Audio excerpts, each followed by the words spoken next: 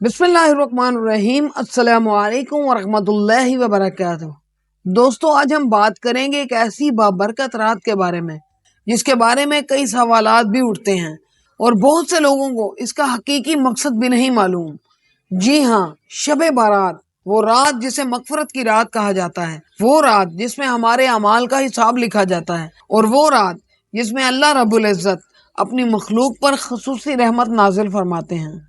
नबी करीम सल्लल्लाहु अलैहि वसल्लम ने फरमाया, बेशक अल्लाह ताला निस शाबान की रात को आसमान दुनिया पर नजूल फरमाते हैं और कबीला बन्नू कल्ब की बकरियों के बालों से ज्यादा लोगों की मगफरत फरमाते हैं।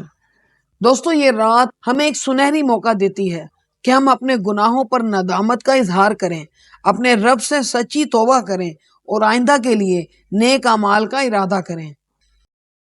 इस रात नफल नमाजें अदा करना और कुरान पाक की तिलावत करना बहुत अफजल अमल है। अपने गुनाहों की माफी मांगें, दिल से तौबा करें और अल्लाह से हिदायत तलब करें।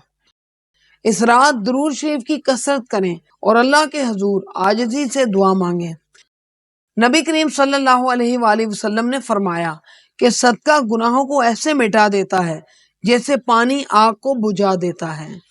बहुत से लोग समझते हैं कि इस रात मखसूस तरीके से इबादत करना ज़रूरी है, या हलवा बनाना ज़रूरी है, या ये रात एक त्यौहार की तरह मनाई जाती है। लेकिन असल इबादत यही है कि हम खालिस नियत के साथ अल्लाह की तरफ रजू करें और अपनी ज़िंदगी को नेकी के रास्ते पर ले आएं। दोस्तों, शब बारात सिर्फ इबादत की रात नहीं, बल्कि अपने ताल्लुकात को बेहतर बनाने और दूसरों के हकूक अदा करने की रात भी है।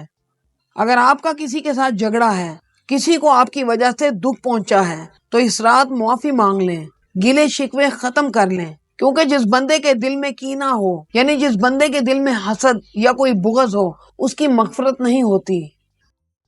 आए इस शबे बारात को गुनाहों से तौबा करने, नेक अमाल की नियत करने और अल्लाह की रहमत हासिल करने का जरिया बनाएं। अल्लाह हम सब की मग़फ़िरत फरमाए, हमारे गुनाह मुआफ़ करे और हमें नेक अमाल की तौफीक अता फरमाए। आमीन। अगर आपको ये वीडियो पसंद आई हो तो इसे दूसरों तक पहुंचाएं